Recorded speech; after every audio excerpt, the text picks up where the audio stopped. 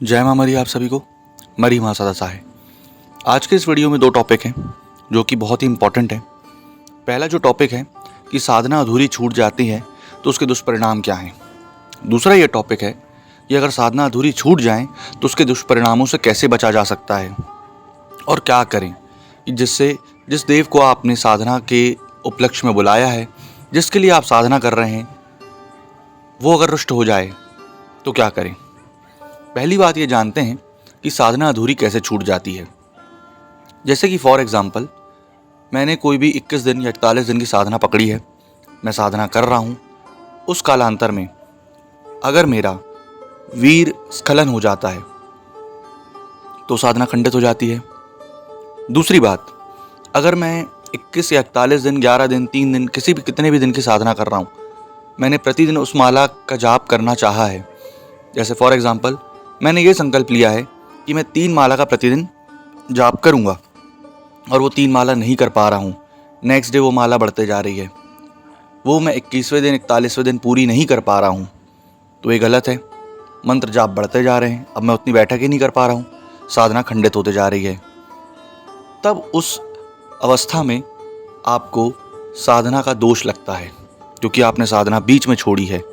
मान लीजिए 21वें दिन की मैंने संकल्प लिया है और वो 23वें, 27वें दिन, 22वें दिन चली जा रही है, तो मेरा संकल्प तो खंडित हो गया। वो जो संकल्प खंडित हुआ है उसके मुझे दुष्परिणाम झेलने होंगे। उसके क्या दुष्परिणाम हो सकते हैं ये भी बता रहा हूँ मैं। आप चाहे दुर्गा सप्तशती की साधना कर लो, चाहे महाकाली की साधना कर लो, ठीक, आप उस समय शक्ति को बुलाने के स्वरूप में रहते हो, उस शक्ति को चैलेंजिंग वे में लेते हो। नहीं तो आप भक्ति मार्ग में भी कर सकते हो, 2 अगरबत्ती सुबह, 2 अगरबत्ती शाम लगा सकते हो। लेकिन आपको लालसा होती है कि उस शक्ति को, उस महाविधा को या किसी भी इतर योनि की शक्ति को मेरे को देखना है, उसको प्रसन्न करना है, और आपने उसका एक टारगेट रखा है। आप खुद सोचिए, JEE का एग्ज़ाम अप्रैल में होता है ना। आप मई में पढ़ के जाओगे तो क्या पास हो जाओगे? फेल ही हुए ना। उसके दुष्परिणाम क्या होंगे? फिर से JEE के लिए पढ़ाई करो। लेकिन आप जब इस साधना के दुष्परिणाम झेलते हैं तो क्या होता है?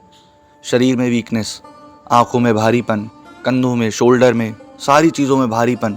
या तो आपकी तबीयत बहुत ख़राब हो जाएगी, आप बेड से उठ नहीं पाओगे, या तो आकस्मिक एक्सीडेंट भी हो सकता है अगर आप पितृ योनि की साधना कर रहे हो तो। दूसरी चीज़ ये कि जब आप साधना खंडित करके छोड़ते हो और अगर आप उस साधना को रिव्यू नहीं करते हो, रिवाइव नहीं करते हो, मतलब ये कि आप उसको बार बार करने का प्रयास कर रहे हो लेकिन वो साधना आपसे टूट रही है, ऐसी अवस्था में आप उस साधना को कभी भी बीच में ना छोड़ें। फॉर एग्जाम्पल देखो, मैं इसका बहुत अच्छा एक एग्जाम्पल दे रहा हूँ। एक शिष्य था मेरा जिसने 7 दिन की यक्षिणी साधना करना चाही। पहले दिन उसे सिर्फ और सिर्फ 3000 मंत्र माला जाप ही खिंचे। उसने प्रतिदिन 10,000 माला मंत्रों का क्या लिया था कि मैं 10,000 मंत्रों का जाप करूँगा, और वो कर नहीं पाया।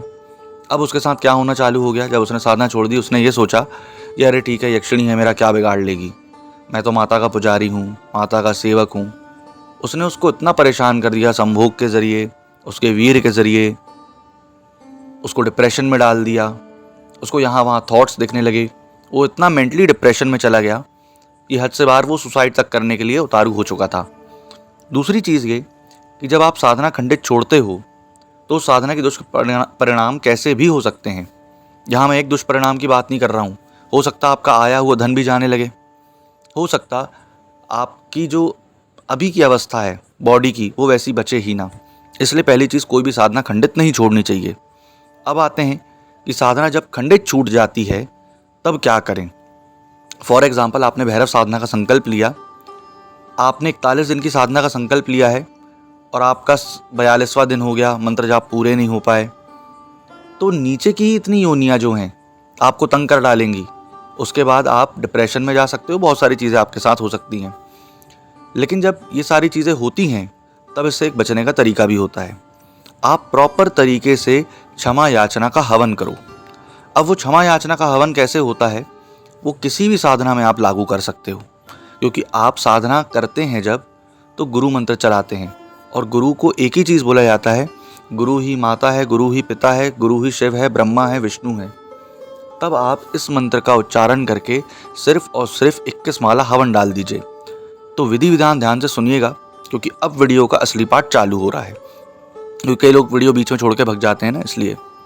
करना क्या है, सबसे पहले आपको एक नया मिट्टी का हवन कुंड लाना है। पीतल ये वो किसी का भी हवन कुंड नहीं चलेगा। 5 दीपक देसी घी के जलाने हैं। आटे का दीपक होने चाहिए। सारे दीपक जो रहेंगे पूर्व मुखी रहेंगे, आपका मुख पश्चिम मुखी रहेगा। कोई भी साधना हो, चाहे इत्र योनि की हो, चाहे देव योनि की हो, चाहे उपसहायक देव की हो, किसी भी साधना में आप ये कर सकते हैं। उसके बाद लाल आसन, लाल कपड़े लगा लेना है। एक मौली धागा 12 उंगल लेकर के आपको अपने राइट हैंड में बांध लेना है। किसके नाम से बांधेंगे? माता पार्वती और भगवान शंकर के नाम से बांधेंगे। उसके बाद बांध करके आपको 7 प्रकार का मीठा, 5 पान के पत्ते, हल्दी की गांठ, सुपारी और सब में एक एक सिक्के रख देने हैं। उसके बाद लाल आसन, लाल कपड़े जब आप पहन के बैठ जाएंगे, हाथ में जल लेंगे और बोलेंगे, हे माता गौरी, हे परमपिता शिव, मैं आपके नाम से 21 माला का संकल्प लेकर के कर रहा हूँ। आपके मंत्रों का जाप कृपया कर जो भी मेरे साधना के दुष्परिणाम हैं इस नारियल और नींबू में उतार करके रखें और उतार करके सारे मेरे साधना के दुष्परिणामों को बचाएं और मुझे इस व्यथा से निकालें, मुझे इस परेशानी, मुझे इस प्रॉब्लम से निकालें। प्रॉब्लम तो नहीं, समस्या बोलना, ठीक। अब उसके बाद आते हैं, सबसे पहले आपको एक माला गणेश मंत्र की करनी है, एक माला ओम नमः शिवाय की करेंगे। तो गणेश मंत्र क्या चलाएंगे? ओम गंगणपतये नमः। रिपीट कर रहा हूँ फिर से मैं मंत्र, ओम गणगणपतये नमः। माला जो रहेगी आपकी, जो साधना में माला खंडित हुई है उसी में चलाएंगे, क्योंकि उस माला में ऊर्जा है ना। जो भी आपने मंत्र जाप किए हैं, मैं कह रहा हूँ मसान के मंत्रों का जाप किया है, ठीक। अब मसान तो छोड़ने से रहा, हो सकता है वो आपको दारू में ही भटका दे, उसी में पड़े रहो, आप उसी में लीन रहो। होता है, कई लोगों ने भैरव साधना करी और बीच में छोड़ दी और उसके बाद बोलते हैं, अरे मैं तो दारू पीने लगा, भैरव जी मेरे को परेशान कर रहे हैं। वो तुम्हारी दारू के भूखे हैं क्या? वो तुम्हारे पौए से उनका पेट भर जाएगा क्या? उनको तो पूरे वर्ल्ड की कलारी, पूरे वर्ल्ड की वाइन शॉप ला के दे दो, वो फिर भी पी जाएंगे। कारण क्या है? सुबह 4 बजे से उनका जो भोग लगता है, आरती होती है, रात में 2 बजे उज्जैन में आरती होती है, तो दारू का भोग लगता है, दारू पे ला के सुलाते हैं उन्हें, है ना। तो उनको दारू की लालसा नहीं है। लेकिन जो तुमने उनको बुलाया है, तुमने जो उनको चैलेंजिंग फेस करवाया है, चैलेंज दिया है, उसका दुष्परिणाम तो भाई झेलना पड़ेगा। उसके बाद एक माला गणेश मंत्र ओम गणगणपतये नमः, ओम नमः शिवाय की एक माला। उसके बाद आपको ये मंत्र करना है, जो मंत्र मैं बोलने जा रहा हूँ बड़े ध्यान से सुनिएगा। ओम बम बम बम महारुद्राय परमपिता भैरवाय मम रक्षा कुरु कुरु स्वाहा। मंत्र फिर से सुनिएगा, ओम बम बम बम महारुद्राय परमपिता भैरवाय मम रक्षा कुरु कुरु स्वाहा।